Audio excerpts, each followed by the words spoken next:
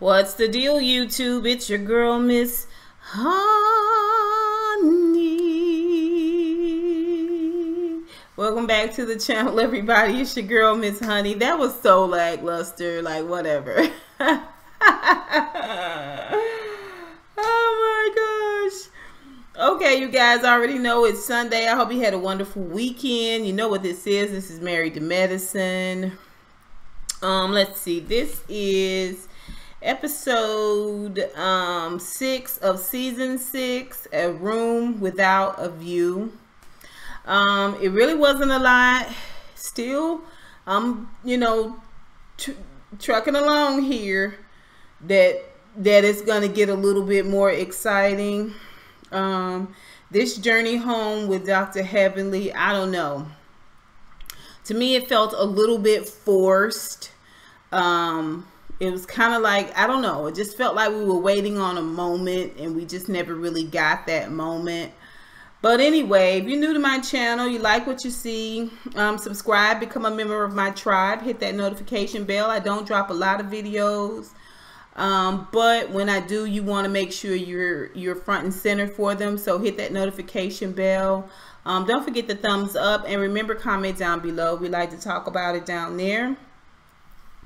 Okay, so all right, so let's just, first things first, let's talk about Toya. Toya and Eugene are at their forever home. They're celebrating. They have gotten the second floor up. I think it's supposed to be 3 floors all together. She's gonna have her, you know, after she made this long speech about, they sat down, they talked about what was really important, and she still ended up with her two floor closet. I was like, okay, girl. All right, girl, whatever y'all can afford. Which means he probably didn't get his grill, you know what I'm saying? So anyway, they got a chance to talk about, you know, all the people she had called to tell. She called everyone she said that was important. She didn't call Contessa, and I don't think she called Quad because she felt like, you know, Quad is in such a state right now with her marriage. Maybe that wasn't something she wanted to hear. She didn't tell Contessa because she felt like Contessa not her friend, no way. I really want to just see what your reaction is when you find out that your good friend has had major surgery and she didn't tell you because of the fact that you can't let something so small go. But anyway, Eugene talked a lot about Gregory and how when he came, he seemed open. He shared that he had been trying to take these steps. He had been the one setting up counseling, and Quad hadn't been coming or didn't show up, or she's not communicating with him. She's not taking his calls, and he expressed that he really wants to resolve this. And Eugene said he told him, try as much as you can, as hard as you can, but if you feel like it's not healthy for you or healthy for her or the relationship, then you might need to just call it quits. And he said that he thought that Dr. Gregory was very open to the conversation. He also shared that Curtis kind of took the lead in consoling and talking and advising Dr. Gregory because he had a similar, of course, incident last season. Toya chimes in and says that Quad is telling a completely different story. First of all, Quad told you that at the crab boil. You haven't talked to her since. She may have been talking about the things that she had been doing before things went south, before the reunion, you know, last year. You know what I'm saying? Like, Toya, you need to be checked hard. Like, you need a hard checking. Okay, you need somebody to really give you a hard check, because you're taking some liberties here that really in other circles would cause you to get your face slapped. Like some of the stuff you doing, plus you seem like you rolled out real hard for Simone and Cecil. I can't remember how you were with Dr. Jackie, but maybe not as concerned, and you really don't seem as concerned with Quad and Dr. Gregory, you seem like what it'll be. Maybe because you're not talking to Quad. I don't know. But if you all about family staying together and being together, I don't understand why you don't have the same vim and vigor. But whatever. That's the last we see of them. Let's talk really quickly about Mariah. Mariah is preparing a meal and she's talking to Lauren. Her and Lauren are spending a lot of time together. We're seeing a lot of it on the show. I'm enjoying it. And she looks like she takes her parenting very, very serious. And I want to say that James Caldwell really had just such a really great perspective about Mariah taking Lauren to see Simone and the conversation and all of that. It was just a really great perspective. I felt like I brushed over it the minute he talked about it and the impact and the importance of it. And a couple other people talked about it too, but I really wanted to point that out about James Caldwell because it does need to be acknowledged that that is something that you should do, and that is the one of the signs of great parenting. So yeah, shout out to Spill It Boy. We also get to see Mariah and Lauren and Aydin go out to dinner, and they're going to have a conversation about the birds and the bees. And Aydin kind of leads the conversation. He talks about how he grew up and traditionally how they discuss things, being from Bangladesh, I think he's from. Things weren't talked about in that manner. Mariah is looking especially Caucasian. I don't know. She's got a real Anglo-Saxon way about her, like light eyes and this really light makeup and this really light hair. I don't know. She looks pretty. She's always pulled together, but sometimes when you look at her, she's so light, like everything is light. And it just looks like you're trying to be something that you're not. You know what I mean? Like the pictures of when they met, which of course she didn't have as much then. She didn't know as much then maybe about makeup. But you were clearly a black girl then. Here, I don't know. Anyway, I love their conversation. Her, Aydin, and Lauren. I love their interaction. I love how they take their time with their children. I love how loving their relationship seems like it is, even in confessional. So, yeah, that's Mariah and Aydin and Lauren. Contessa is getting ready. It's the morning of her surgery. And when her husband comes into the kitchen, it's these little moments that make me fall in love with Contessa. She's just so real and so genuine. And I really appreciate her sharing this story with me because I understand more than anything because my mom had breast cancer. Praise God that she has only had to fight it the one time and appears to have beat it. But I think about it every day. I really do. So my heart goes out to Contessa. But the moment when her husband comes in and says, I thought you weren't going to cook. You're still going to cook this morning, you know, because she's having her surgery. And she was like, yeah. And then she whispers, you know, was just something about the way she whispered, I'm scared. That it just pulled at me because it's such a genuine moment. You know, no matter how old you are, how many children you have, how many years you've been married, there's still a scared little child in all of us, male and female, somewhere. It's just the right moment, the right thing, the right trigger, and it comes out. When she was talking to her dad in the guest bedroom, and she was playing with that thing in her hand and talking about, Daddy, I want you to be there. That was a moment that we saw. And when she whispered in her own empty kitchen with her own husband, she felt the need to whisper this thing. It just showed me the impact that this decision is having on her. She you know, she has to be strong for her kids. She's made them breakfast. She's loading them up. Her dad called her on the phone. Of course, this was last minute. He was supposed to be there, but the surgery was last minute, so he couldn't turn around and come right back. But he does call her and tell her he's up. Let me know what's going on. The conversation, the filming in the hospital room when they're prepping her and she's sitting there and she's talking, the encouragement of the nurses, she's sharing that. And then that last clip where Scott is talking about being a doctor, you want to go in and fix everything, but sometimes you have to just release it. And that he was feeling worried, he was feeling nervous that he wouldn't feel better, and so he saw her out of surgery and knew that she was okay. Like, I know a lot of people don't find it entertaining because it's not flipping over tables and it's a tough subject matter, but y'all, come on, Contessa and Scott is giving us real life situations, and they're handling it as a couple. They're handling it beautifully.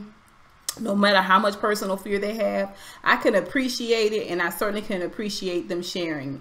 Now, I did mention this to you guys that I didn't understand why she wasn't talking to the other ladies, and come to find out she did sit down and have a full-on conversation with Dr. Jackie before she left, and you know, got a little bit more understanding, a little bit more clarity, and Dr. Jackie completely understood where she was coming from. So, you know,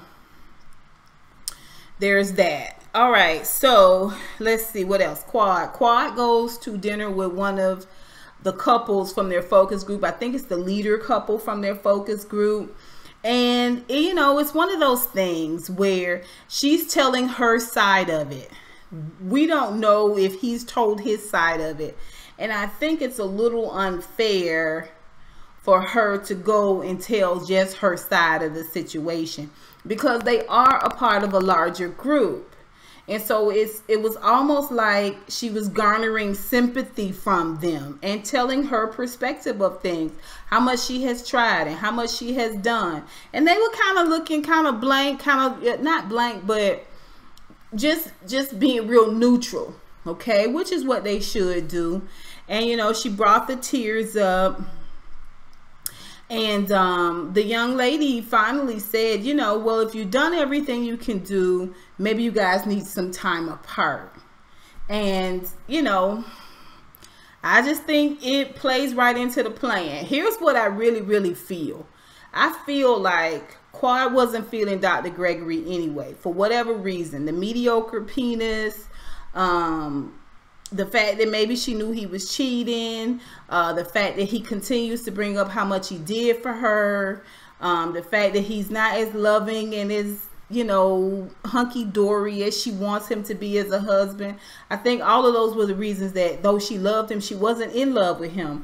And when he did this thing and it came out and it was known, you know, maybe she was toying with herself, like, what do I do? I think torture for him was always going to be in her plans for him. He was going to always have to pay. He was going to always be punished. That's just what Quad do. She did it in the relationship with Mariah. Okay, when she broke up with Mariah had to be punished for those things that she said, and she did. You know, she punished her with silence, with muteness, with, you know, just being ugly to her, and vice versa, I'm sure. I think when the lady came out with the story about them exchanging oral sex on each other, I think this was the opportunity that Quad took to end this marriage. I don't think she really, really wants to get back with him. I think all of this is part of the storyline. I can see it on her. Quad is a very, very good crier. She's able to summon up those tears. You know, it's part of the dramatics of who she is. Everybody's not able to do it, but Quad is able to do it very well. I think she is taking this opportunity to get the divorce that she wants. This will be a completely different divorce if Quad had not caught him cheating. It would have been a lot tougher battle. It's made a lot easier by the fact that he got busted. Okay, he got busted, and so you can take it all and put it all together and wrap it up in a nice big fat black bow and put it in the trash can as far as she's concerned. She's gonna take this opportunity to get out front, to be the victim, to build a storyline, to make some money, to say, you know what I'm saying? Like, not that there's anything wrong necessarily with it. she just took an opportunity. Like I said, Dr. Gregory is no match for Quad. Point blank, period. Anyway, that's Quad. So let's talk about the Golden Girls. The Golden Girls, which is Heavenly, Dr. Simone, and Dr. Jackie, are down in Miami. This first day that they're there, they're going to go to Little Havana. They check out cigars. They have lunch. They have conversation during lunch. The next day, I think, or that later that evening. Anyway, the next day, I think, they're going to go to visit her family home. She called before she left Atlanta to see if the person who lived in the home would let her come and see the house, which he agreed. So they're all loaded up and go, and every day they take a day driving. On the way to her family house, she's telling about her sister and all of that. It's so funny to see Dr. Simone in the background, in the back seat, snoring. Like she was doing the granny where her mouth falls open. She's one of those people that could go to sleep like that. And snoring, and she just looked so elderly back there. Like they were truly the Golden Girls at that moment. That was hilarious. But Dr. Heavenly was talking about how her sister was the prettiest. Her mom made her stay in the house. She never let her go out, and she said she let her sister go out, and she's, you know, she's a fast tail. You my good girl. You're gonna be a doctor. But then she said that the mama told them both that they was gonna be doctors, but her sister didn't want to be a doctor. She ended up being a office manager in her dental practice. They didn't get along, so now she an office manager. Denise is her sister's name, in another dental practice, which is fine. She talked about being on her own and by herself. She talked about, you know, just being her and her mom when her dad came back from Vietnam.